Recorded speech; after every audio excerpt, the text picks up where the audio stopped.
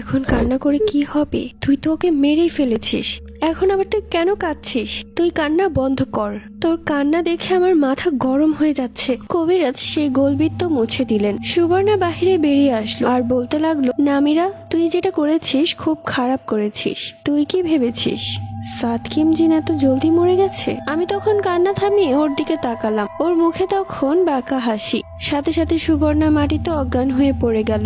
আমি আমার নিজের চোখকে বিশ্বাস করতে পারছি না, আমার সামনে দাঁড়িয়ে আছে সাতকিম জিন। এটা দেখে কবিরাজ ভয়ে দৌড়ে পালাতে যাবে, ঠিক ওই মুহূর্তে সাতকিম জিন তার চোখের ইশারায় সেই কবিরাজের ঘাড় মোটকে মেরে ফেললেন। আমি তাকিয়ে আছি সাতকিম জিনের দিকে। কবিরাজকে মেরে ফেলেছে, এখন আমাকেও মেরে ফেলবে এটা নিশ্চিত, কেননা এই কাজটা তো প্রথমে আমিই করেছি তার সাথে। আমার বুঝতে আর বাকি রইল না যে মুরগিটা আমি জবাই করেছিলাম তাতে কোনো জিনই ছিল না, বরং সাতকিম জিন সেই গোল বৃত্তের ভেতর সুবর্ণার দেহেই ছিল, অপেক্ষায় ছিল কখন এই বৃত্ত মোছা হবে। আমি তখন কান্না থামিয়ে তার চোখের দিকে তাকিয়ে আছি, সেও আমার দিকে তাকিয়ে আছে, কিন্তু রাগান্বিত চোখে, মুখে তার বাঁকা হাসি।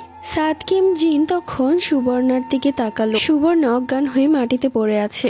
তার তাকানোর সাথে সাথে সুবর্ণার জ্ঞান ফিরে এলো এবং উঠে এসে আমাদের সামনে দাঁড়ালো। আমি তখন প্রায় পাগল হয়ে যাব, কি হচ্ছে আমার সাথে এসব। সুবর্ণা তখন বলতে শুরু করলো, হায় রে বোকা নামিরা, তুই যাকে মেরে ফেলতে চেয়েছিস সে যে তোকে কতটা ভালোবাসে তা হয়তো তুই নিজেও জানিস না। তোর মনে আছে যখন প্রথমবার তুই সাতকিম জিনকে আমাকে দেখিয়েছিলি, আমি খুব ভয় পেয়ে গিয়েছিলাম, এতটাই ভয় পেয়ে গিয়েছিলাম যে মাথা ঘুরে অজ্ঞান হয়ে পড়ে যায় এবং রাতে আমার প্রচন্ড জ্বর আসে। সাতকিম জিন রাতে আমার কাছে এসেছিল মাফ চাওয়ার জন্য, কেননা তাকে দেখে ভয় পেয়ে গিয়েছি এবং আমার শরীর খারাপ হয়ে গিয়েছিল। এরপর থেকে সাতকিম জিন প্রায় আসতো আমার কাছে এবং এসে সারাক্ষণ তোর কথাই বলতো, তোকে সে কতটা ভালোবাসে, কিন্তু তুই তাকে কখনো বলিসনি তুই তাকে পছন্দ করিস বা ভালোবাসিস। তোকে জ্বালানোর জন্য এবং তোর মুখ থেকে এই কথাটা বের করার জন্য যে সাতকিম জিনকে তুই ভালোবাসিস, শুধুমাত্র এই কথাটা শোনার জন্য সাতকিম জিন তোর কাছে যায়নি, তোর সাথে কথা বলেনি, যাতে তুই তার গুরুত্বটা বুঝতে পারিস। শুধু তাই নয়,